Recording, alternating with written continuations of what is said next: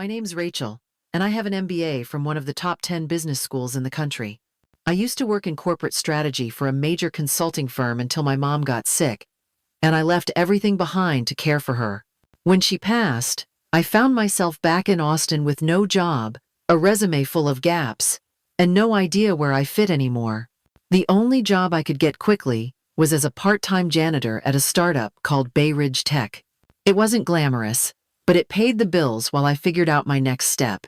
I told myself it was temporary, just a way to stay afloat, though deep down I knew I was hiding from the grief, from starting over, from being seen as someone who used to be more.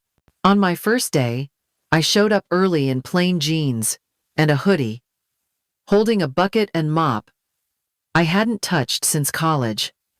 The break room was a mess, like no one had cleaned it in weeks. I rolled up my sleeves and got to work, scrubbing coffee rings off the counter and organizing leftover snacks into bins. That's when Marcus, the operations director, walked in and froze when he saw me wiping the table. He smiled the kind of smile that tells you he's already decided who you are. "Didn't know Ivy League schools offered janitorial majors," he said, glancing at my face like he expected a reaction. I met his eyes, held them a moment longer than was comfortable, then turned back to the trash I was emptying. I didn't explain myself. I didn't defend my degree or the path that brought me here. Some things don't deserve a response, and I'd learned a long time ago that silence can say more than any comeback ever could. It didn't take long to notice that the office ran more on habit than structure. Calendars clashed constantly, meetings overlapped or got canceled last minute, and no one ever seemed to know who was in charge of what. The same project files kept reappearing in the wrong folders, and I'd see the same order of paper towels placed twice in 1 week, while other supplies went missing entirely. The kitchen restock list was a joke. People wrote whatever they felt like, and someone in finance would place the order without checking inventory. Boxes piled up in corners for weeks, while others opened drawers and groaned that we were out of staples again. I started making my own list, not of groceries, but of how the chaos fed on itself. Most of them never noticed me. That's the thing about being background noise. You hear everything because no one's trying to hide it from you.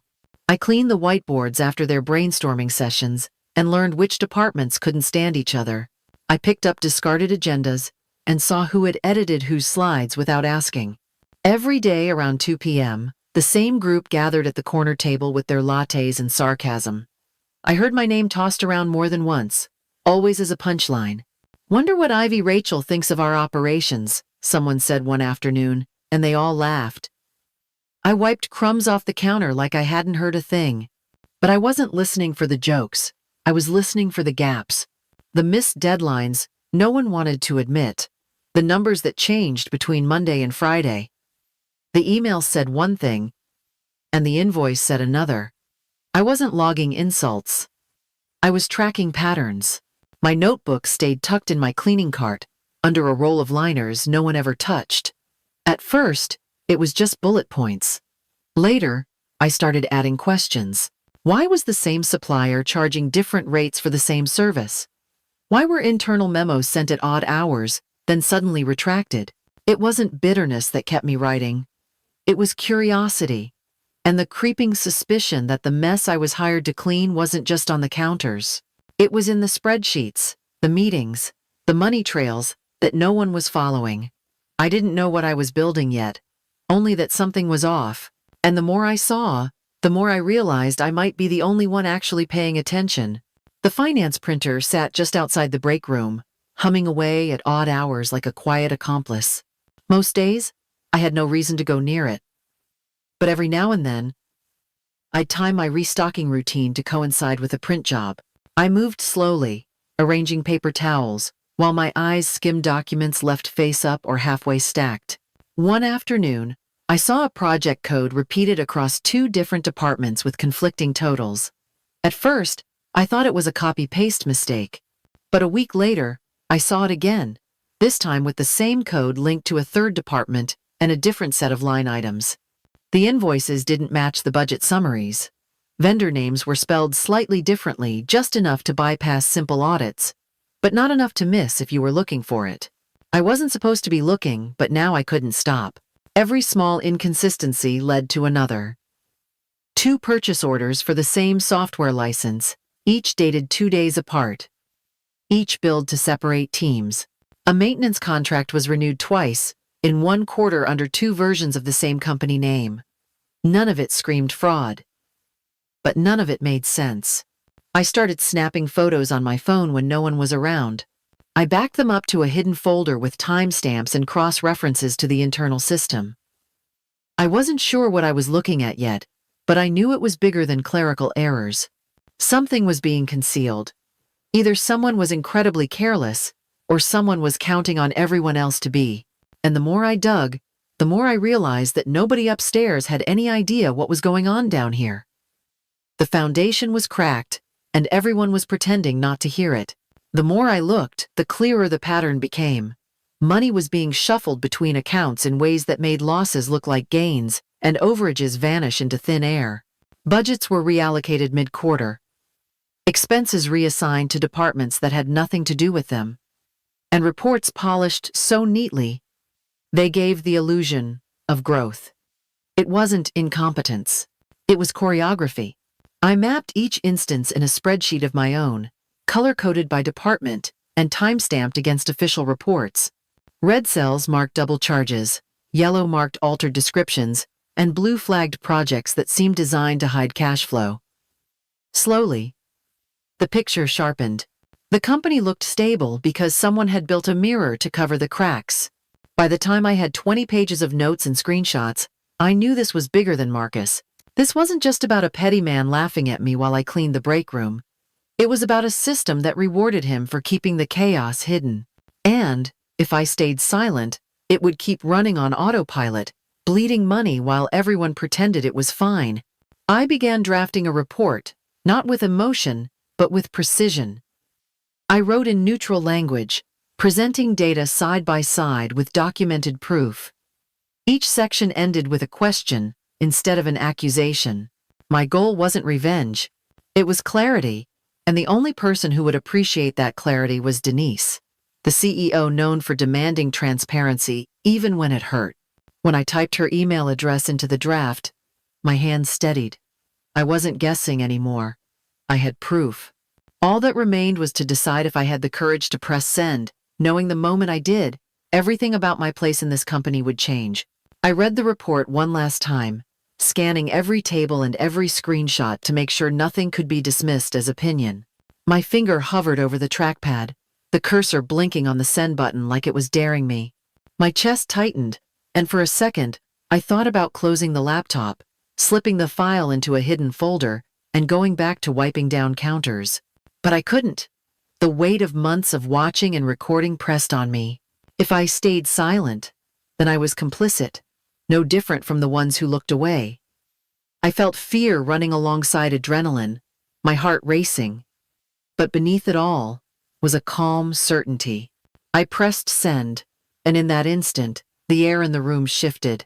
There was no sound, no alarm, no sudden change, just the quiet knowledge that a line had been crossed. Once the email left my outbox, there was no pulling it back. Denise would read it, and when she did, nothing in this office would stay the same. I closed the laptop slowly, forcing my breathing to steady. That's when my phone buzzed with a message from Marcus, telling me to come to his office. His timing almost made me laugh. He thought he was calling me in to lecture me, to remind me of my place. He had no idea that my place had already shifted. When I stepped inside, he leaned back in his chair with the smug ease of someone convinced he still held all the cards. He hinted at performance issues, suggested maybe this job wasn't a good fit for me. I sat there, listening politely, my face calm, while inside, I carried the quiet thrill of knowing the truth. He was already too late. The next morning, the office felt different before I even opened the door. The parking lot was fuller than usual, and when I stepped inside, Denise was already there with 2 men carrying leather cases. She didn't announce herself. She didn't have to. Her presence filled the room in a way that made people stop mid-sentence. Marcus froze in the hallway, his smile faltering as he realized who had just walked in. The chatter around the desks fell into silence. Employees pretending to work, but watching every move. He tried to recover, offering Denise a handshake she ignored, her eyes already sweeping across the floor with the sharpness of someone who knew what she was looking for. I kept my head down, moving toward my usual spot, though my pulse was steady in a way it hadn't been in months. A few minutes later, Denise asked to see me privately. Inside the glass-walled room, she placed my report on the table, pages marked with notes. She told me she had read every word, and it wasn't just thorough, it was invaluable. An internal investigation was beginning immediately, and I was to keep quiet while they worked. For the first time since I'd stepped into this building with a mop in my hand, I felt the balance shift. Justice wasn't complete yet, but it had started, and the people who laughed at me were about to learn how quickly everything could stop. By the end of the week, Marcus was gone, placed on immediate suspension pending the outcome of the investigation. His office sat dark and empty, blinds drawn, the nameplate removed as if he'd never been there. Denise gathered the staff and announced that I would be stepping in as Director of Internal Systems Optimization, reporting directly to her until further notice. The silence that followed was almost heavier than applause. I could feel eyes darting toward me, some wide with disbelief, others narrowing with calculation. A few who had once laughed the loudest suddenly found reasons to hover near my desk, offering compliments or casual conversations they'd never bothered with before. I didn't return their flattery. I stayed steady, my focus on the work ahead, not the shifting tones around me. The promotion wasn't the end of the story. It was the start of something larger. I hadn't clawed my way out of the break room just to bask in revenge. I was here to rebuild what had been broken. And that meant keeping my head clear, my purpose sharp, and my eyes on the bigger picture. I met with Denise in a quiet corner office, my notes stacked neatly beside a laptop. I laid out a model I had been building in secret for months, a new structure that stripped away unnecessary layers and made transparency unavoidable. It wasn't about punishing Marcus or anyone else. It was about dismantling the very system that allowed him to hide in plain sight. I walked her through each stage, showing how budgets could be monitored in real time, how duplicate codes would trigger automatic audits, and how reporting lines could be flattened to reduce the power of gatekeepers. She listened without interrupting, her expression shifting from cautious curiosity to sharp approval. When I finished, I asked for one thing: full authority to implement the model without interference. Denise leaned back, thoughtful, then nodded. She said the company needed change and I was the one to lead it. In that moment, I realized my revenge was already complete. It wasn't in watching Marcus fall. It was in building a system where no one like him could rise again. One evening, as the office emptied, I walked past the break room that had once felt like a cage. The counters were spotless now, organized under the system I'd put in place, but the bulletin board still carried scraps of old notes. Tucked in the corner was a faded piece of paper someone had taped up months ago, mocking me with a line about cleaning when I should have been chasing bigger dreams. I stood there for a moment, remembering how small I had felt the first time I saw it. Back then, I chose silence, because I knew words would never change their minds. Now silence meant something else. It meant power. It meant perspective. I pulled out a pen, leaned in, and wrote a single sentence beneath the insult. Dreams build empires. I didn't remove the note. I wanted it to stay there, a reminder of where this all began. That one careless attempt to humiliate me had set in motion the chain of choices that changed not just my career but the company itself. I left the break room smiling, knowing I hadn't just proven them wrong. I had rewritten the rules so no one else would ever have to carry that kind of weight alone again.